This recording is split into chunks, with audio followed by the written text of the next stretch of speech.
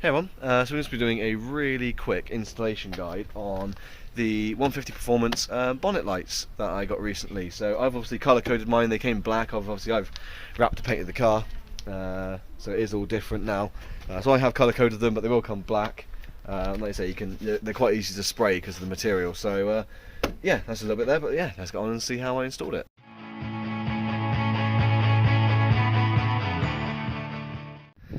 So as you can see, you've got the 4 bolts on here. They came with M6 riv nuts and screws. I ended up drilling it out and going to M8. Not really necessary. The M6 would have been perfectly fine. That was just me being me. So effectively the easiest way was measuring from here across to here, and then from the point here across to the point here, and then the same at the top of the bonnet, so there across the other side, and then measuring all the way across and then getting a halfway line down the car. So that gave me a nice halfway line down the bonnet. That's where I found out my original racing stripes were actually off centre, so they weren't even that good. So once we had that nice central line, that gave us the split for the light pods here.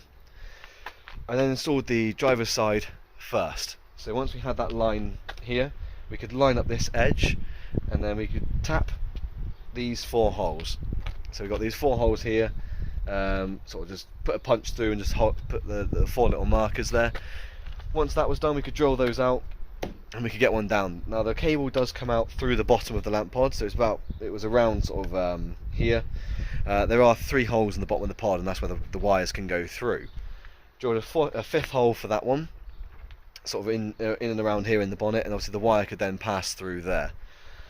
Once that was all done and we were happy that it was sort of where we needed it to be, we just loosely put it in on the bolts and we put the next one on. So we got it to this one, made sure it was nicely lined up here, and then we tapped those 4 holes, drilled those, and put it again on loosely, and just made sure that it all sat as it was and it's sort of nice and central on the bonnet, measuring from here across to the sides and then down to the front of the bonnet here as well, just making sure it's all lined up as it should do. And that was pretty much most of the fitment process done. It was quite an easy, quick process. When we did bolt them down, we did put some Tiger Seal underneath. That stops air coming up underneath and sort of scooping up through and getting like a whistling sound, and it also just fixes it down to the bonnet quite a bit nicer as well, so they are absolutely solid on there, so there is no movement in there at all. So that was much of the installation of the actual pods themselves. It wasn't really that hard of a job. It took probably half hour, 40 minutes all in. So that was quite easy. So that was them on there. Obviously the lights are already fixed into the housings, etc., so we didn't have to worry about that. So let's go on to the wiring. So this is under the bonnet, so as you can see it's quite neat and tidy, you can't really see much of it. So the wiring does come out here, runs down here, runs in, we've sort of threaded it through the same bits that hold the washer jet piping on, down through here, and then in behind, if you can see it there, in behind the strut, we went down here, and then next to where the loom goes through. So if you follow this big thick cable through here, that goes through to your bulkhead. We drilled a tiny little 5mm hole next to it, and passed the wire through there, and then put a bit of Tiger Seal to seal it back up again, and then like a little patch. The lighting's not great, so I can't really show you down in there that bit of it, but if you follow that big thick cable through, that will take you through to a grommet, and just next to that is where we drilled the hole. So that was that side sorted. The wiring then comes up through this thicker bit here, so you can't really see it. These are some of the riv nuts here. Obviously I went to slightly bigger riv nuts, so they do show more. If you had smaller riv nuts, you wouldn't have to come through this second skin bit here, but they are both set in there. The other 6 are hidden, you can't see them, they're underneath these bits. So you can barely actually tell, and to be honest you could just colour code those or just cover them up and it wouldn't be that bad. The rest of the wiring is hidden up inside the latch, and what we did was we put quick connectors on there.